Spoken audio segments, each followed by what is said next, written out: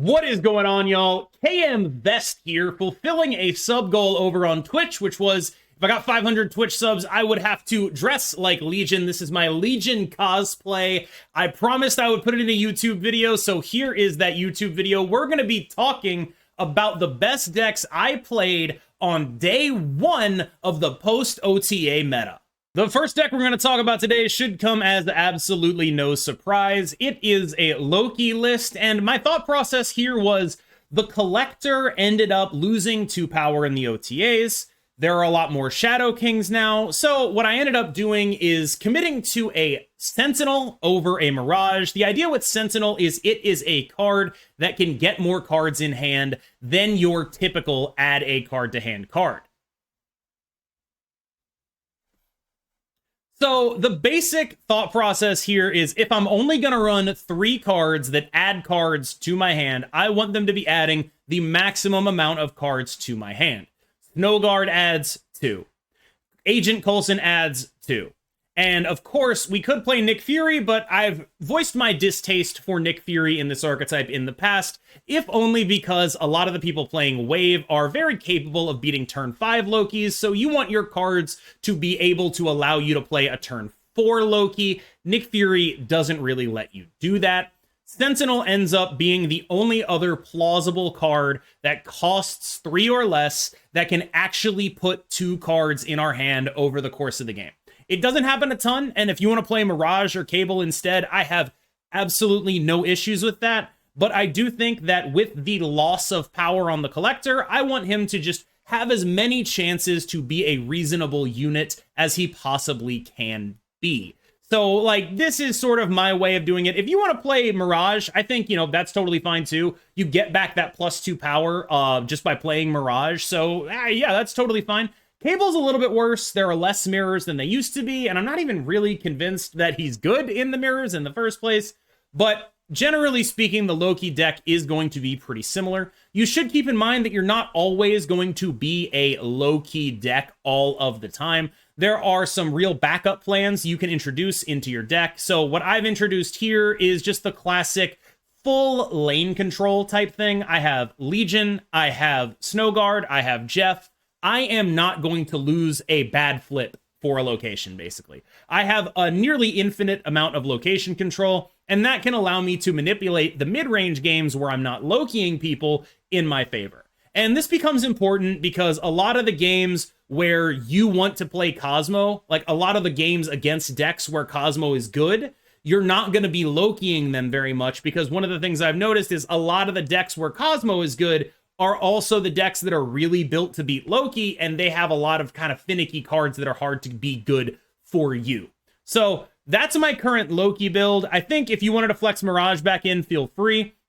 If you wanted to be a Devil Dinosaur gamer, you would probably have to cut Legion. Right now, I value Legion a little bit above Devil Dinosaur. I value the absolute control. I value getting rid of limbos. I value getting rid of bad locations. It's quite powerful. And I do think that you'd have to drop, say, the Legion if you wanted to get Devil Dino into this list. I have no issues with Devil Dino. I just think it's a little bit clunky. And I've been seeing more Shang-Chi's after the changes in the OTA.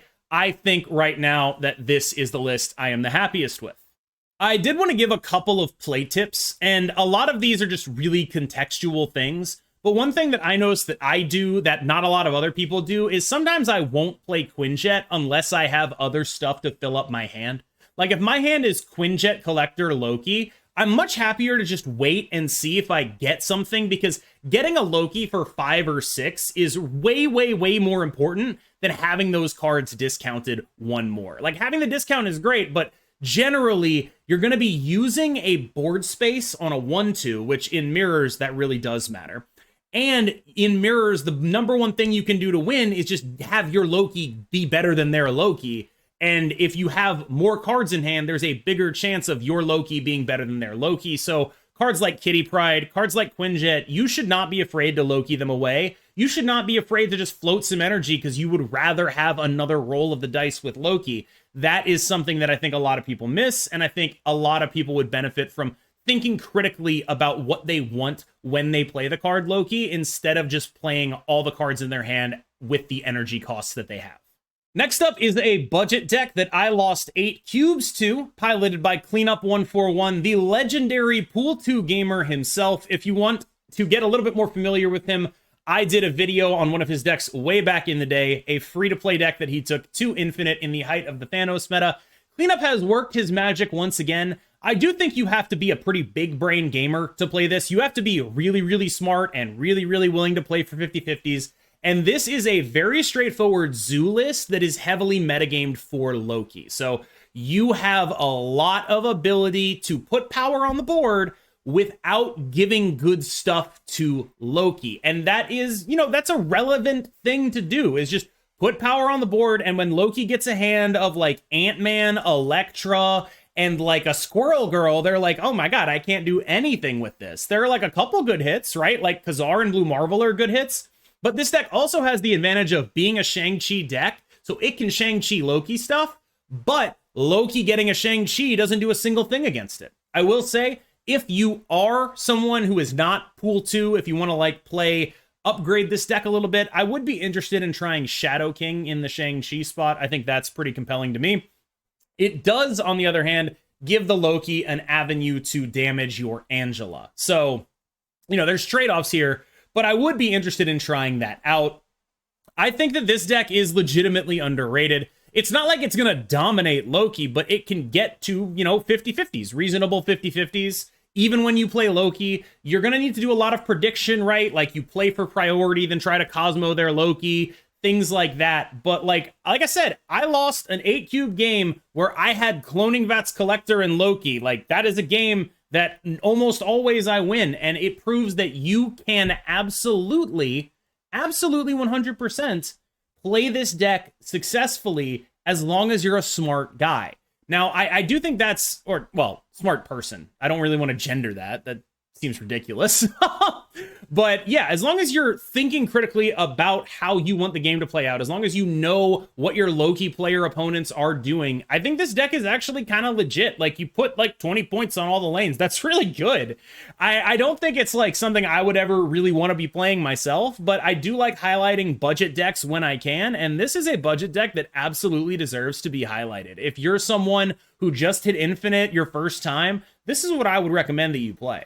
Finally, this is an Alioth deck that was used to great effect against me by a player named Shell, who's up there in the top 50 with me, and I have really, really enjoyed playing against it, and I think it's a unique take, or maybe not a unique take on the Galactus Alioth archetype, but it's the one that feels the most potent to me because of the inclusion, and I know this is ridiculous, but of Orca.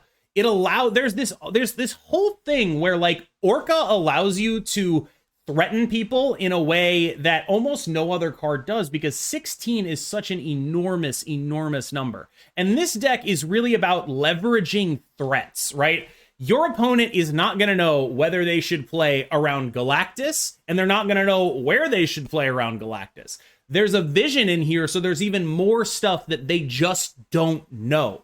And that's what this deck looks to leverage. It looks to leverage fear. It wants your opponent to be afraid. And for that reason, I do think it actually scales with how good your opponent is, because the better your opponent is, the more they're like, oh, okay, I could get Galactus, I could get Orchid, I don't know what to do, right? They have to be good enough to think that in order for you to leverage that fear. But I think a lot of the things that this deck does well, like Daredevil's extremely powerful here. Loki decks tend to have like 3 units in at least one lane by the time a Daredevil comes up, which means you will probably be able to Hobgoblin them, and then you can Galactus the Hobgoblin lane, and they're just absolutely dead. Like, there's a lot of very powerful stuff that you can do here. And I will say the Alioth inclusion is not actually something that I felt like was totally necessary, but it's fine. Basically, fundamentally what this deck is doing is making your opponent figure out how to beat every possibility, and that's pretty hard to do. I found this deck pretty difficult to play against, but it wasn't impossible. It's just pretty difficult, and it leverages some of the strongest cards in the game to create awkward situations. And if you were someone who wanted to play Galactus Alioth, I think this is the list I would start with. because fundamentally just putting your opponent in a place where they're unable to play around one of two cards that you could play is just, it's so powerful. You're going to win a lot of games with this deck where you're just like, what the hell were they thinking? Because they played so afraid of what you could do. All right, y'all, that's going to be it from me. I have been KMVest, and unless I hit another sub goal, this might be the last you see of KMVest, but I do want to thank you all so much for supporting me to the point that I can, you know, dress like this and not feel like a complete moron, because at least it's representative of my community and everything you have done to allow me to do what it is that I do. Thank you so much. Best of luck in the post-OTA ladder. You have a good day. Be kind to people. I will see you in the next one.